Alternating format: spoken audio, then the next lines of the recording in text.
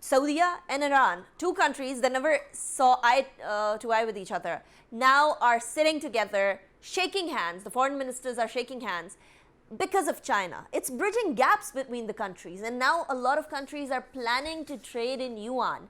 Does the United States of America see China as a threat to its economy and hegemony as a superpower on the entire world? So, I think it's important to understand how Washington perceives China now, and I would argue that there is strong multi-partisan support in Washington in favor of this idea that China is the biggest strategic challenge and the biggest strategic threat to the United States.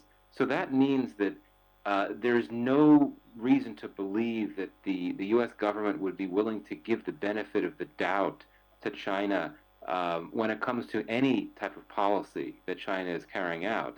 And this is why I think that there has long been so much suspicion about China's Belt and Road Initiative and its investments that it's been making in infrastructure across the world.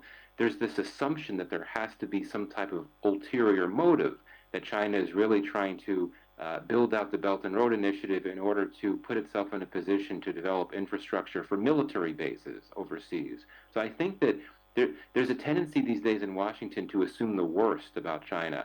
Now, when it comes to some of these more recent developments, like China's mediation of this Saudi Arabia-Iran deal, I think that there's no reason why U.S. officials should oppose China's role in that from a strictly diplomatic perspective, because the U.S. has a strong interest in Saudi Arabia and Iran having a better relationship.